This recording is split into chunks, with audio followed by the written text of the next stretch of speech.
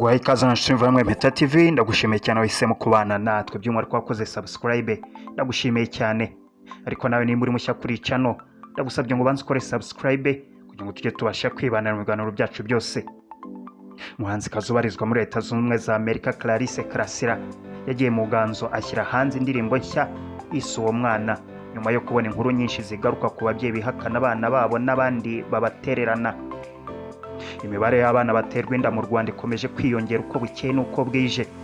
Kuwa 2 Gashyantare 2023, Minisiteri y'Uburinganire n'Iterambere ry'Umuryango (MIJPROF) yatangaje ko kuva muri Nyakanga kugera mu Kuboza umwaka 2022 abakobwa 13 bari mu munsi y'imyaka 19 batewe inda imburagihe.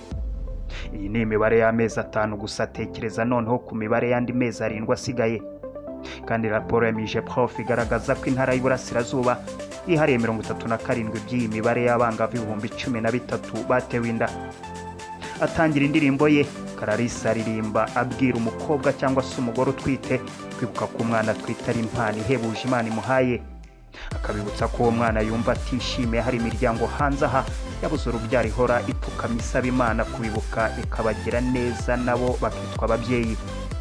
Clarisse KARASIRA yabwiye Inyarwanda ko muri rusange iyi ndirimbo Uwo mwana igamije gutera ishyaka abakobwa cyangwa ababyeyi batwite. Kuri wasanga ntacyo yabonye kiruta kwitwa umubyeyi. Yavuze ko yanditse iyi ndirimbo nyuma yo kubona amakuru y'abantu bavugaga ku bijyanye no gukuramo inda, ukabona ni ibintu bashaka kugira nk'ikintu gisanzwe.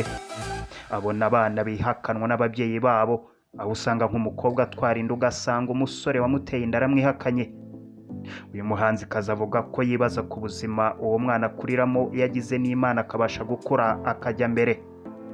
Avuga ko benshi muri aba bana usanga babayeho ubuzima bubi, nta guseka nta guteta, kandi ku buzima bw'umuntu bwagukira cyane mu bwana bakunda umuntu aba akira agahinja. Ati niho usanga iyo umuntu akuze afite ibibazo byose, agira imishiha, ubugome n'ibindi.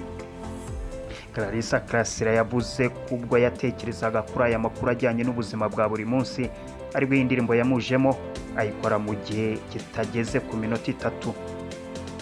Ni indirimbo ivuga ko muri rusange igamije gutera ishyaka abakobwa, ababyeyi, abamama batwite inda mu bihe biba bigoye.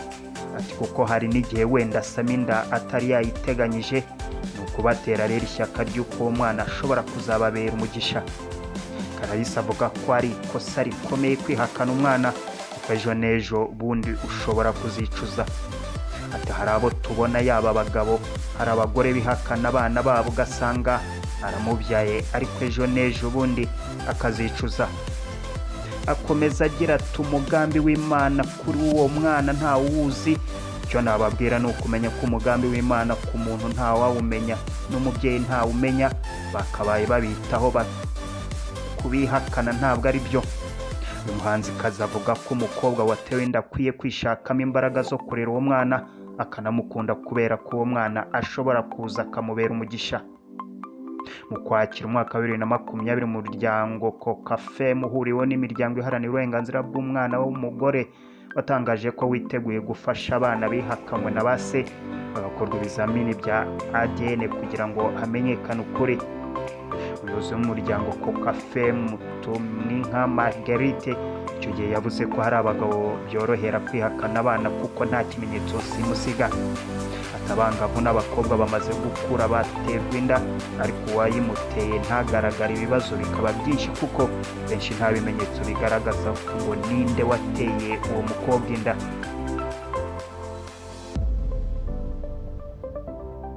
Ndagushimiye cyane wowe utahwemye kubana natwe byinshi kuri iyi nkuru ivuga ku ndirimbo nshya yitwa Uwo mwana ya Clarisse KARASIRA ubarizwa muri Leta Zunze Ubumwe za Amerika.